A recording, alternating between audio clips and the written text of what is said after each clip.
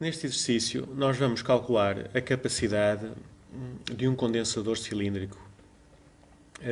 O método a seguir vai ser um método baseado no vetor de deslocamento elétrico. No outro exercício será calculada a capacidade usando o método da energia. Vamos, por isso, começar por desenhar o nosso condensador. Temos um condensador cilíndrico de raio interior A e raio exterior B.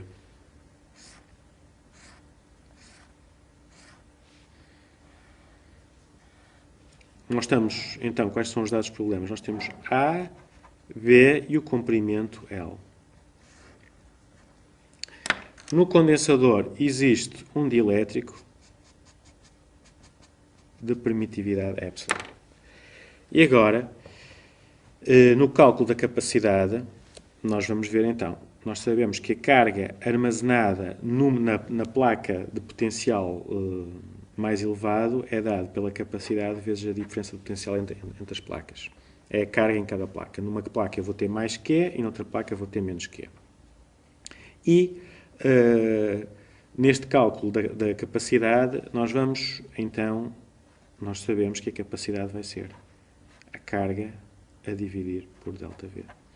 Então, o método qual é? Primeiro, eu vou assumir mais Q e menos Q nas placas. Depois, sabendo a carga e sabendo que é carga livre e sabendo também a simetria do problema, eu consigo calcular o vetor de deslocamento elétrico. Depois de ter o vetor de deslocamento elétrico, eu calculo o vetor campo elétrico. Depois de ter o vetor campo elétrico, eu calculo a diferença de potencial. E, finalmente, com a diferença de potencial e a carga que assumi, calculo a capacidade. É este o método que nós vamos, então, seguir. Então, vamos fazer aqui o desenho do nosso condensador visto de cima. A, B.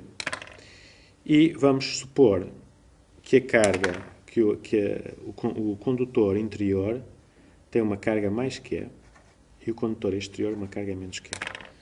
Então, primeira parte, 1, mais Q e menos Q, livre tensão, então é uma carga no condutor, está assumida. 2. Qual é o vetor de deslocamento elétrico? Ora, eu vou utilizar a lei de Gauss para o vetor de deslocamento elétrico.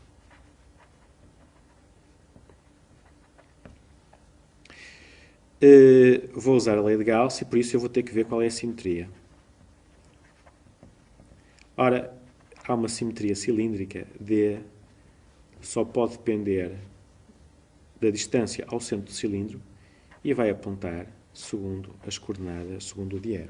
D, se eu tenho aqui carga livre positiva, D tem esta direção.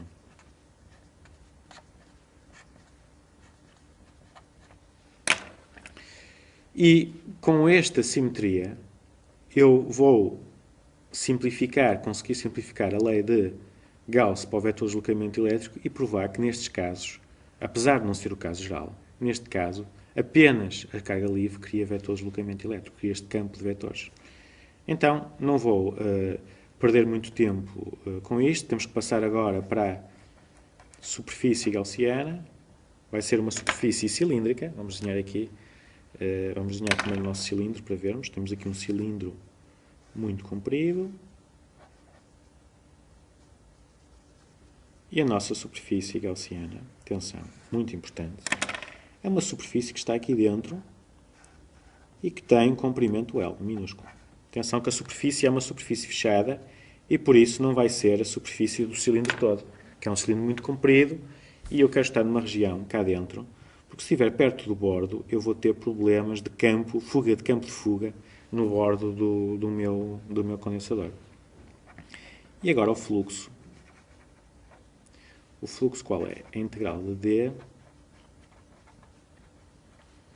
é o fluxo total, então é o fluxo através do topo, mais o fluxo através da base, mais o fluxo através do lado.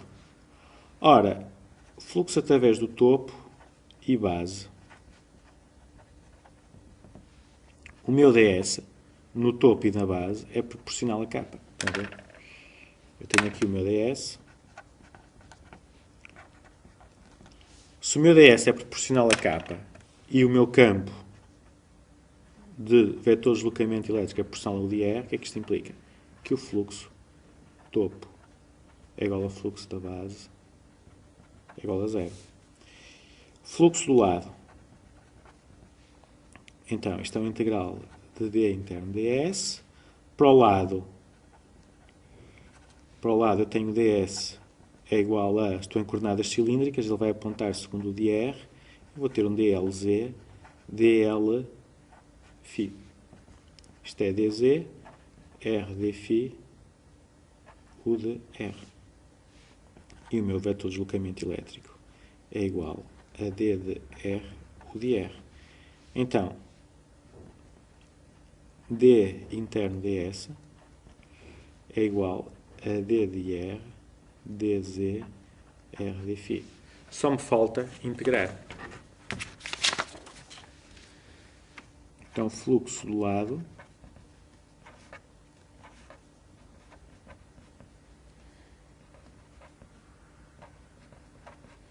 ora, dφ vou dar a volta completa ao cilindro. E o meu dz, o meu cilindro, a minha superfície gaussiana, não se esqueçam que é um cilindro pequeno no interior do meu cilindro grande. E se puser aqui o meu eixo dos z's, estão a ver? Eu vou de 0 a L. L minúsculo.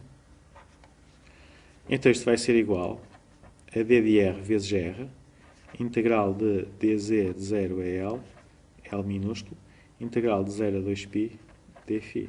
Isto vai ser d de r vezes 2π rl. O que é isto? Estão a ver? É a área. É a área do lado. Então o fluxo total é igual ao fluxo do topo, que é 0, mais o fluxo da base, que é 0, mais 2π rl d de r.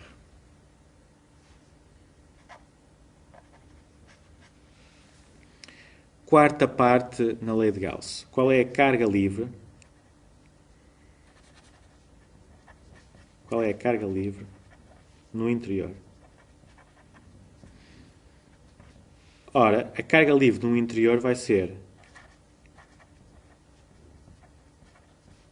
o integral de sigma ds. Qual é a densidade superficial de carga no cilindro interior? Ora, o cilindro interior, a carga está toda aqui distribuída, não é? Na superfície.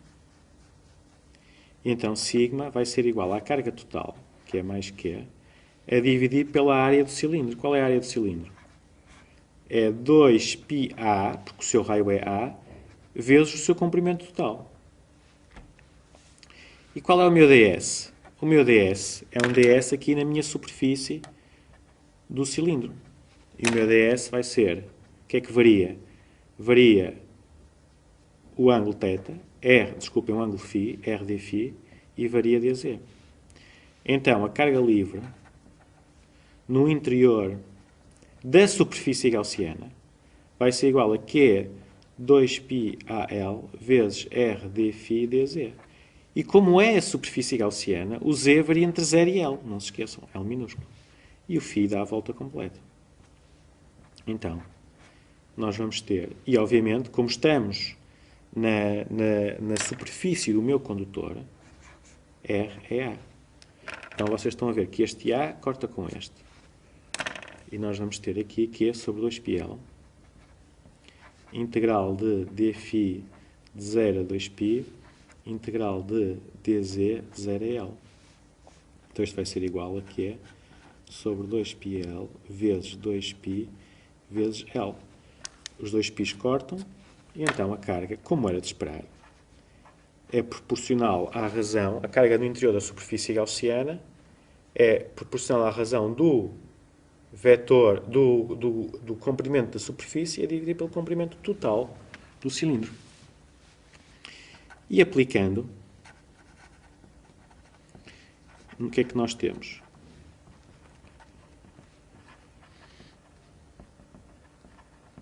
Temos então que 2πr L d de r é igual a Q L sobre L. Os L's minúsculos da superfície desaparecem. Como é óbvio, o campo não pode depender da superfície gaussiana. E então temos que o vetor de deslocamento elétrico é igual a Q sobre 2πLr U de R coulomb por metro quadrado. Depois de termos, então, calculado o vetor de deslocamento elétrico, vamos relembrar onde é que nós estamos. Reparem, primeiro assumimos as cargas, depois calculamos o vetor de deslocamento elétrico e a seguir calculamos o vetor campo elétrico. E para meios lineares e isotrópicos, o vetor campo elétrico é o deslocamento elétrico a dividir pela permitividade, que pode variar de um ponto para o outro, mas por simplicidade de cálculo, nós vamos supor constante neste exercício. Então, isto vai ser o Q entre as placas.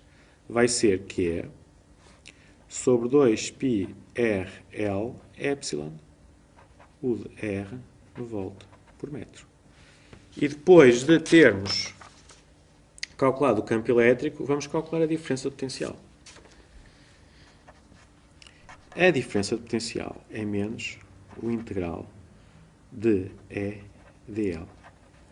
E entre ponto e ponto? Ora, eu quero que a diferença de potencial, reparem, a capacidade é igual à carga sobre a diferença de potencial. A capacidade é por definição positiva. A carga, estou a supor positiva também. Na placa interior é positiva e na placa exterior é negativa, mas nós estamos a supor que isto é a carga, o valor absoluto da carga nas placas. E ΔV é uma diferença de potencial. Ora, se eu quero uma capacidade positiva, eu tenho que calcular a diferença de potencial de modo que seja positiva. Ora, eu posso pôr aqui o intervalo que eu quiser e depois calcular o módulo, ou posso fazer já isto corretamente. E então, para eu ter uma diferença de potencial positiva, eu tenho que ir da placa negativa à placa positiva. Então, eu estou a ir contra o campo, e se estou a ir contra o campo, estou a fazer um trabalho positivo. Então, isto é igual a menos integral. Ora, a placa negativa está cá fora, não é? Está em B. A placa positiva está em A. O campo é Q sobre 2πrl epsilon. O dr e o meu dl vai ser dr o dr mais r dφ o dφ mais dzk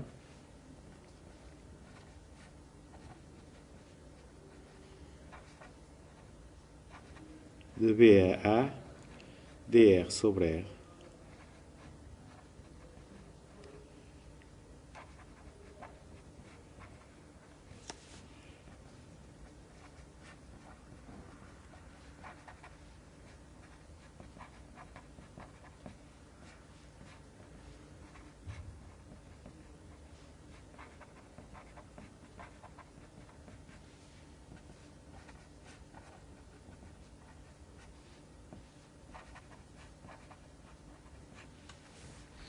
Onde B é maior que A e por isso o logaritmo, este número vai ser maior que 1, o logaritmo é positivo e temos aqui uma diferença potencial positiva, como era de esperar.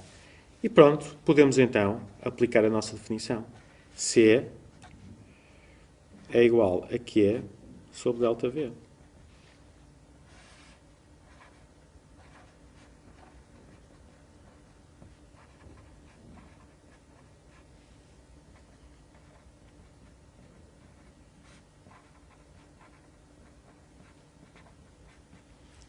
Reparem que as cargas cortam e obtenho um resultado que é este. Vamos verificar se o resultado faz sentido. Primeiro, a capacidade não pode depender da carga. Okay? A capacidade de um condensador é uma constante que depende da geometria e do material do qual o condensador é feito. Obviamente que a capacidade, se eu tiver um condensador a várias frequências em corrente alterna, ela vai variar. Mas reparem, o que é que está a variar? Está a variar a permitividade, que é uma propriedade do condutor, não é uma propriedade, não é a carga ou a tensão aplicada. Por isso, a minha capacidade depende apenas de valores que estão ligados à geometria e materiais do condutor. Primeira verificação. Segunda verificação, dimensionalmente, a capacidade só pode depender da permitividade vezes um comprimento. É o que aqui tenho. Permitividade vezes um comprimento, 2π não tem unidades, e este logaritmo também não tem unidades, é dimensional. Por isso, está correta dimensionalmente a minha expressão. Terceiro ponto, será que a capacidade tem um comportamento que eu esperaria? A maneira mais simples, reparem, temos aqui um logaritmo e podemos passar bastante tempo à volta dele, mas vamos fazer só uma verificação simples. Quanto maior for o meu condensador, a capacidade será maior. É o caso. Se o comprimento se o comprimento do meu cilindro aumenta, a capacidade aumenta.